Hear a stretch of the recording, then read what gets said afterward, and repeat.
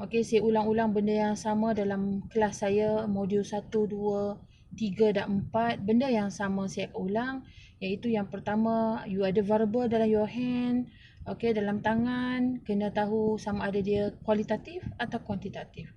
Sebab itu adalah antara salah satu faktor untuk, salah satu, bukan itu semata-mata, salah satu faktor untuk menentukan metod mana yang sesuai untuk digunakan. Alright.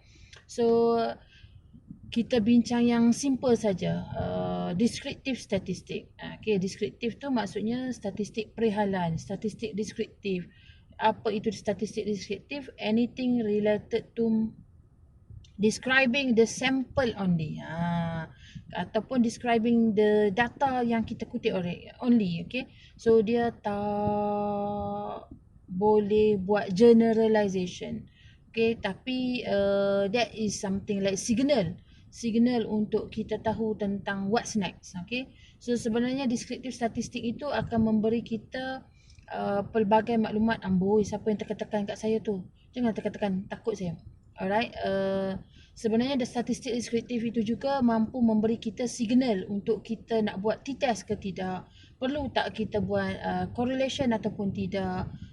Perlu tak untuk kita buat the next statistical hypothesis. Okay, so tapi biasanya memanglah kita akan buat hipotesis sebelum data dikutip. Alright, so sebelum data dikutip. Tapi sebenarnya walaupun kita ada hipotesis, sampel data itu sendiri dapat memberi signal. Okey, contoh. Okey, kembali kepada kualitatif, kuantitatif dan signal. Okey. Kalau data itu data kuantitatif, maka kita boleh kira mean, kita boleh kira standard deviation, kita boleh buat plot siri masa, okey. Kita boleh buat histogram, kita boleh buat box plot, kita boleh buat stick and leaf. Okey, itu antara benda-benda yang kita boleh buat lah jika data kita data kuantitatif. Otherwise tak boleh tau. Sebab tu kena jelas. Okey.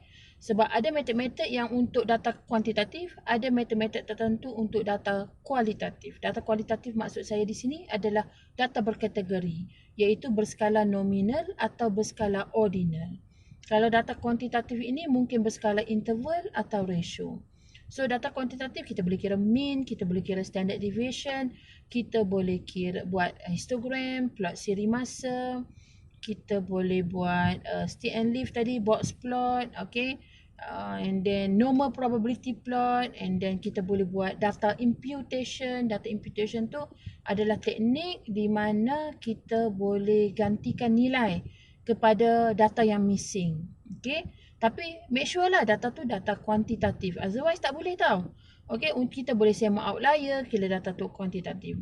Kalau data tu bukan data kuantitatif, iaitu data kualitatif, data berkategori, tak boleh buat semakan outlier, mustahil lah, macam lawak lah pula.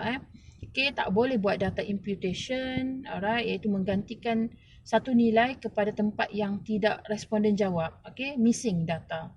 Ataupun mungkin data yang diberikan oleh laman web. Okay, so dia missing kat situ. Kita tak boleh nak estimate sebab dia data kualitatif. And then kita tak boleh nak check normal tak normal kalau data tu kualitatif. Alright. So apa yang kita boleh buat dengan data kualitatif untuk supaya dia lebih bermakna. Okey, kita rasa macam data kualitatif tu tak ada makna apa-apa. Okey.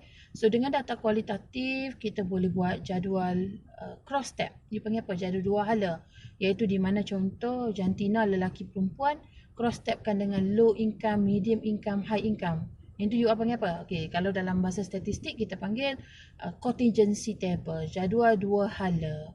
Alright, kalau dua variable, kalau tiga variable dia panggil jadual tiga hala. So, tapi walau bagaimanapun data-data kualitatif ni kita kena sample size yang cukup besar.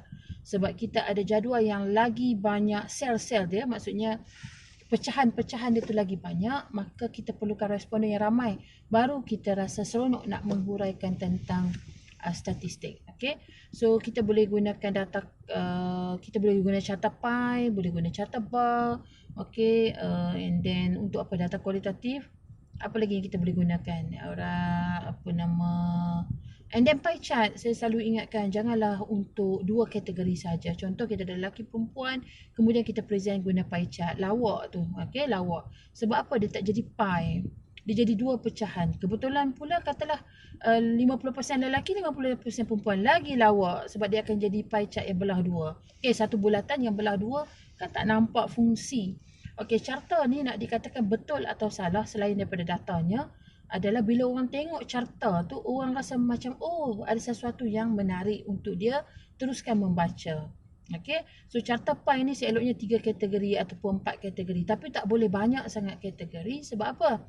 Sebab takut pecahannya tu tidak berbeza-beza antara satu sama lain, jadi kita tak boleh nampak potongan pie kita tu, potongan pizza. Boleh bayangkan potongan pizza, potong 4, potong 8 kan. Alright, so kalau hampir sama saiz potongan dia tu, jadi kita tak nampak the different, jadi tak guna juga kita present dia dalam bentuk carta pie. Okay, so dia ada banyak carta yang kita boleh gunakan untuk data kualitatif, tetapi adalah lebih menarik kalau kita boleh cross tabkan dia dalam dua kategori, dua variable atau 3 variable. Alright, so yang itu boleh go further dengan belajar bawah topik, cari buku-buku nama dia Exploratory Data Analysis. Okay, so Exploratory Data Analysis, saya sendiri tak semua saya mahir benda tu. Alright, tak semua saya mahir, tetapi you ada lah untuk peluang untuk baca semua tu juga. Alright, so maksudnya untuk tentukan metod deskriptif kita tu sama ada melihat kepada data tu kualitatif, kuantitatif. Okay, so itu paling penting sekali antara asasnya. Alright, so tadi saya kata memberi signal. Contoh, kita tahu kumpulan lelaki, okay, dalam kelas saya ada 3 kumpulan saya mengajar, subjek yang sama. Jadi saya kata saya ada satu some perception. 3 kumpulan saya mengajar ni nampak berbeza-beza lah cara mereka ni. Tak sama. Walaupun saya mengajar kaedah yang sama, respon mereka tak sama. Result mereka pun tak sama. So apa ya faktor-faktor yang membezakan mereka? Jadi saya kata mungkin disebabkan oleh faktor-faktor program yang mereka ambil. Contoh saya kata non-science dengan science. So saya grupkan kepada 2 kumpulan. Jadi bila saya grupkan kepada 2 kumpulan, alright, saya kena tengok dulu mean bagi kumpulan non-science, markah dari mereka 80 katakan. Okay, untuk kumpulan sains 82.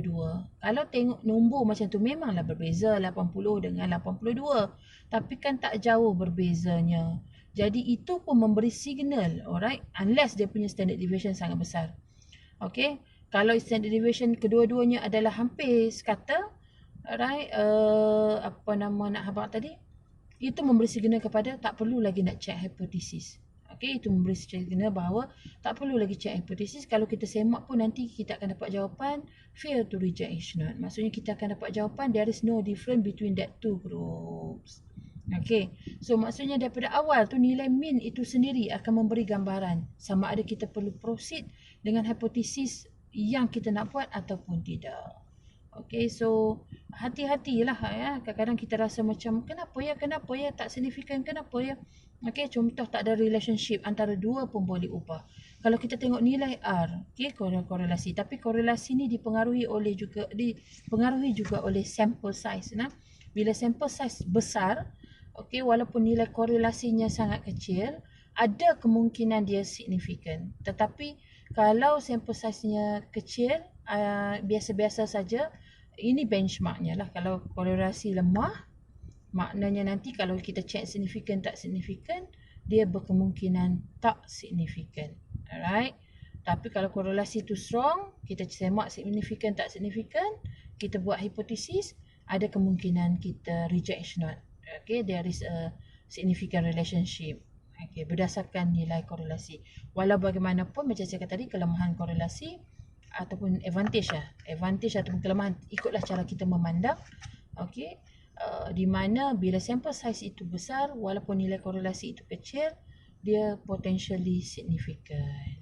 Sebab itu dalam rata-rata subjek multivariate statistik, bukan subjek, method, okay, method, teknik, approach dalam multivariate rata-rata memerlukan sample size yang besar. Contoh exploratory factor analysis, EFA, and then CFA, confirmatory factor analysis, okay, structural equation model, regression, semuanya memerlukan sample size yang besar.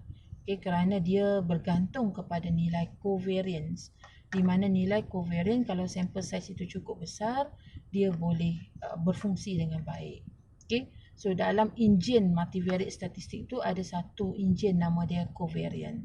Okay, so dan covariant dengan correlation ni hampir samalah fungsi dia. Okay, adalah nanti kena baca terus kan. Alright, so ada siapa-siapa nak tanya soalan, boleh tanya soalan. Okay, siapa yang tak ada soalan, tak apa. Saya cuma berkongsi tentang descriptive statistik. Okay, tentang mean yang kita boleh gunakan, mean, standard deviation, box plot, steer and leaf, histogram, okay, plot siri masa, itu boleh kita korelasi sendiri. Okay, scatter plot kita boleh guna untuk data kuantitatif. Kalau data tu kualitatif, tak boleh guna metod tersebut. Data kualitatif, okay, data berkategori, antara yang kita boleh gunakan adalah frekuensi, percentage, jadual 2 hala, jadual 3 hala, alright, segala carta-carta bar, jenis bar berkomponen, tak berkomponen, carta pi. Okay, itu sajalah setakat apa yang saya ingat. Okay, so maksudnya different teknik, different data. So penguasaan tentang bagaimana membezakan kualitatif data dan kuantitatif data, you have to be strong enough lah. Otherwise nanti you jadi confused. Okay, so nak tahu confused tak confused, you kena hafal lah apa nama kita panggil definition yang dikatakan apa itu data nominal, definition yang dikatakan data ordinal, interval dan ratio. Kalau you tak tahu dia punya definition, macam mana kita nak betul-betul rasa confident dengan apa yang kita decide. Okay, ini data kuali. Macam mana kita nak rasa benda tu ya aku betul, sebab kita tahu definitionnya apa. Okay, so something like apa-apa yang kita buat, kita kena tahulah definition dia. Tudung, apa tujuan untuk pakai tudung. Jika sampai definition tu, that's it lah. Kalau tak sampai, tidak lah. Alright, so ada benda-benda yang kita kena orang kata apa, ada stand lah. Okay, untuk ada stand dan hujah kita sendiri, kita perlu menghafal definition tertentu, okay, istilah-istilah tertentu. Okay, so yang paling penting penguasaan nominal, ordinal, interval dan ratio. Okay, tak salah untuk kita guna mana-mana data sebenarnya. Tak salah untuk guna nominal, tak salah untuk guna ordinal, interval atau ratio. Okay, cuma yang salahnya dia tak match guna data lain, method lain. So dia tak synchronize benda tu, dia tak tally benda tu. So itu yang menjadi salah.